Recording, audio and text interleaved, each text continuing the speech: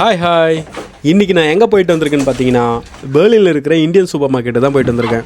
இன்றைக்கி இன்ட்ரெஸ்டிங்காக கொஞ்சம் பொருள் வாங்கிட்டு வந்திருக்கேன். அதை உங்ககிட்ட ஷேர் பண்ணலாம் தான் இந்த வீடியோ. பார்த்துடலாமா? ஃபஸ்ட்டு என்னென்னு பார்த்தீங்கன்னா முருங்கைக்காவும் நல்லா எலசாக தான் இருக்குது. நாளைக்கு முருங்கைக்காய் சாம்பார் தான். இதை ஜெர்மனியில் எவ்வளோக்கு விற்கிறாங்கன்றதை மேலே போடுறேன்.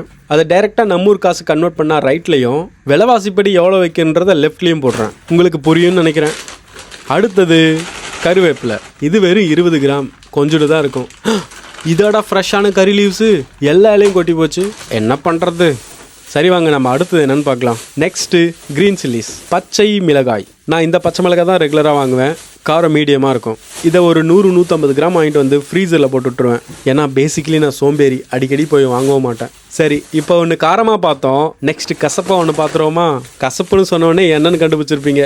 எஸ், பாவக்காய் தான் வாங்கிட்டு வந்திருக்கேன். கொஞ்சம் குட்டி குட்டி பாவக்காய் தான், கொஞ்சம் கசக்கணும்னு நினைக்கிறேன். பட் டோன்ட் வரி, குக் பண்ணும்போது கொஞ்சம் நாட்டு சர்க்கரையை போட்டு விட்டுடலாம். ஓகே, நெக்ஸ்ட் என்னென்னு பார்ப்போமா?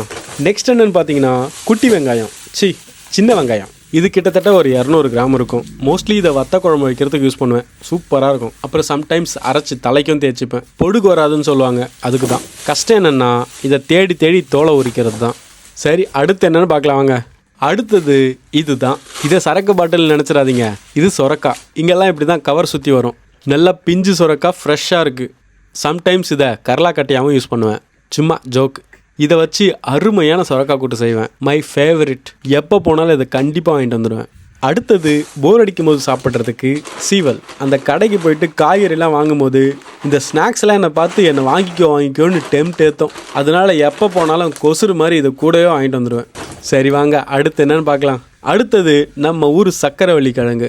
இதுவும் நான் எப்போ போனாலும் என் பேஸ்கெட்குள்ளே ஆட்டோமேட்டிக்காக வந்துடும்.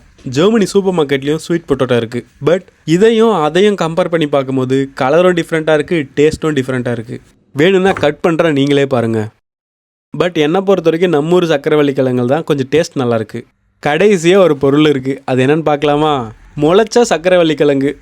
இவனை யாரும் வாங்காதனால முளைச்சிட்டான். இது நான் வீட்டில் வளர்க்க போகிறேன்னு சொல்லிட்டு ஃப்ரீயாகவே வாங்கிட்டு வந்தேன். இதை பாட்டிலே வச்சு வளர்த்த பார்க்கலாம். இன்கேஸ் இது கிழங்கு குத்துச்சுன்னா அந்த சூப்பர் மார்க்கெட்டில் போய் விற்றுடலாம். இது சம்மர் டைம் வேறு, நல்லா தான் வளரும்னு நினைக்கிறேன். சரி, அதை விடுங்க. இந்த பொருளை தான் இன்றைக்கி வாங்கிட்டு வந்திருக்கிறோம். இதில் உங்களுக்கு எந்த பொருள் இன்ட்ரெஸ்டிங்காக இருக்குதுன்னு சொல்லுங்கள். கூடவே நீங்கள் இருக்கிற ஊரில் எவ்வளோ விலை வைக்கிறாங்கன்னு சொல்லுங்கள். சரி, இந்த பொருளெல்லாம் டோட்டலாக எவ்வளோ ஆச்சுன்னு தெரியுமா? Including tax 27 euro 67 cent. இது கொஞ்சம் அதிகம்தான், பட் வேறு வழி இல்லை. அப்புறம் என்ன, இந்த வீடியோ பிடிச்சிருந்தா ஒரு லைக்கை போட்டு சப்ஸ்கிரைப் பண்ணால் மறக்காதீங்க. இன்னொரு வீடியோவில் பார்க்கலாம். Ciao ciao. நீ வாடா சக்கரை குட்டி, உன்னை வளர்த்து பெரிய ஆளாக்குறேன்.